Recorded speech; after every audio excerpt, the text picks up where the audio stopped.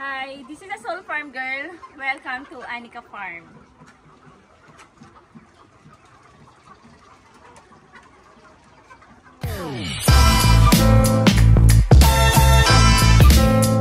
Audio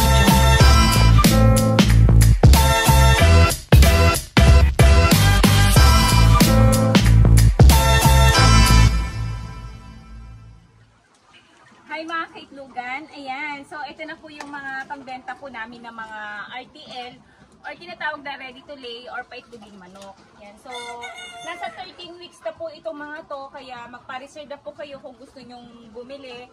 Kasi 3 weeks na lang po yung hihintayin natin bago i-release po to ng 16 weeks. Ayan, so pag-close up po sa inyo para makita po ninyo. Decal Boy po ang lahi ng mga manok dito. Ayan. So, mapapansin niyo itong dalawa dito na may palong. O yan, di ba? Dalawa. 13 weeks pa lang, may palong na sila. So, ibig sabihin, lalaki po itong mga to, ha. Ito, hindi po namin to sinasama sa pagbebenta. Ang ginagawa namin dito, kinakain na lang or pinapakawalan, free range, ganun. Kasi hindi po siya pwedeng mangitlog. Kaya pag binentahan kayo ng ganito, wala na, patay na. Hindi yan nangingitlog. Kaya mag-ingat po kayo sa mga nagbebenta sa inyo ng mga RTL, ha. Kasi marami pong na-scam ngayon. Tsaka mag-ingat po kayo bago kayo magbayad. Ayan. So merong nahalo dito na lalaki. Ito, isa na yan. 1. Andun sa dulo yung isa, yung may pula. Sana ba? Natakpan siya. Tapos ito pa, meron pa nahalo dito, ayan o. O, 3, 4. So 4 sila. Dito sa isang kulungan, 4 na nahalo na lalaki. Ayan, so ulitin ko sa inyo, kapag ganyan nakalaki yung palong na binenta sa inyo na tapos 16 weeks pa lang, lalaki po yun ha. Kasi usually kapag nagbibenta po kami ng mga manok na nasa 16 weeks, hindi naman po ganyan kalalaki. Yung sakto lang, ganun.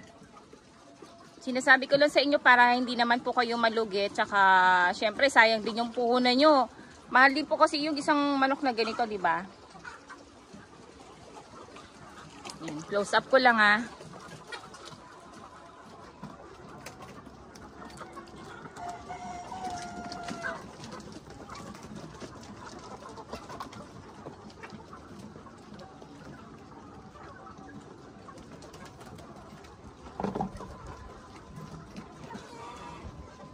Laki ng palong niya, pulang-pula.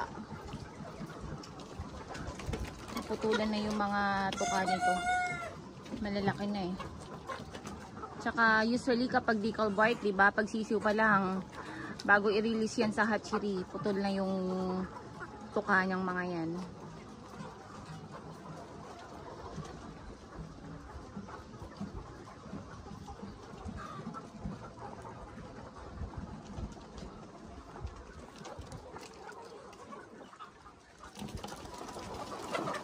Again, ulitin ko lang po sa inyo, sa mga gusto po magpa-reserve ng mga ready to lay or paitluging manok, mag-comment lang po kayo sa video na to para maibigay ko po yung number na tatawagan ninyo. Kasi ito, ayan, so 3 weeks na lang, i-release na po namin itong mga to. Tsaka, syempre kailangan nyo muna magpa-reserve bago po namin i-deliver yan sa inyo. Upon delivery po, dapat full payment na po yun, ha. So, ito, legit na legit po to kasi dati naman po, di ba, nag-deliver po kami within Luzon, within Pangasinan, ganyan. Pero pwede din po kayo magpa-deliver bandang Visayas, ganyan. So, meron pong minimum order pag mga part ng Visayas. So, comment lang po kayo. Dahil limited stock lang po itong mga to, nasa 9,000 heads lang po lahat itong mga to. Pwede po mag-farm visit para makita po ninyo yung mga manok po dito ng actual